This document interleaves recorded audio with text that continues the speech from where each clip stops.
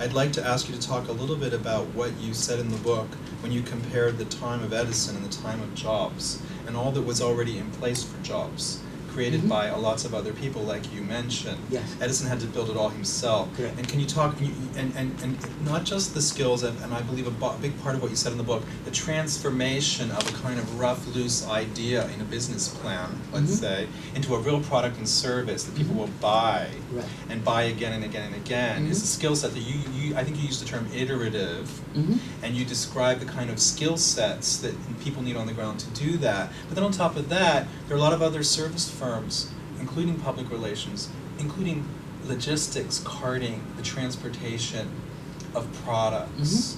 And these are probably people who don't have the same backgrounds that we have at this table. But they're all part of a chain and they work well. So maybe you could comment a little bit on that. And then I'd like to ask David to really chime in. What does our tax structure do?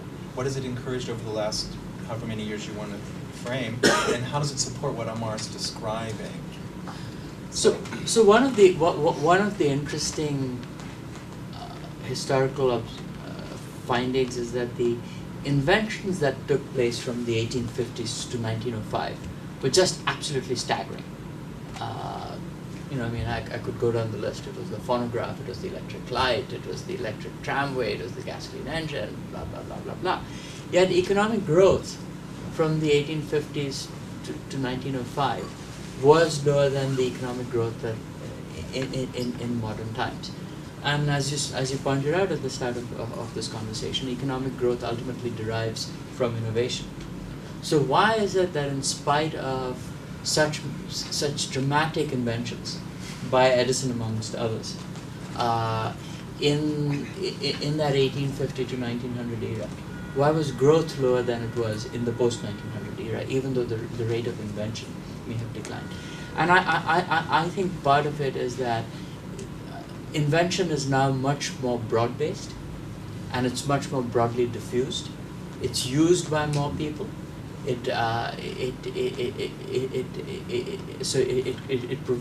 So when Edison and the early automobile inventors invented, say, the automobile and the phonograph, there's a tiny proportion of the American population that could afford those things. I mean, it was larger than it was in Europe because we were always a more mass consumption-oriented society than Europe was, but it was still a relatively small proportion.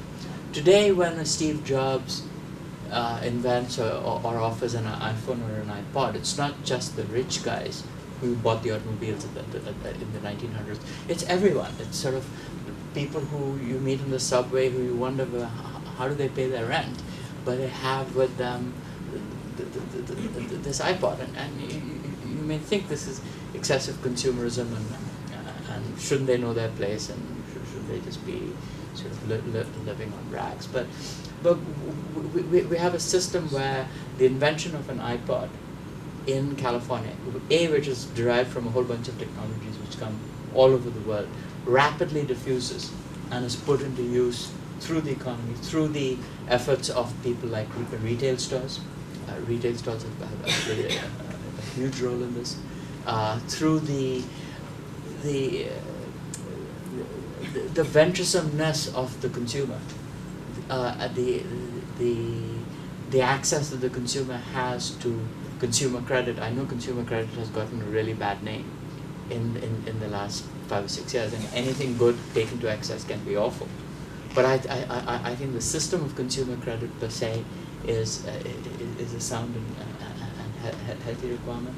It's the fact that we can produce these iPods in China and blast them through the country, through a supply chain that is fantastic. It's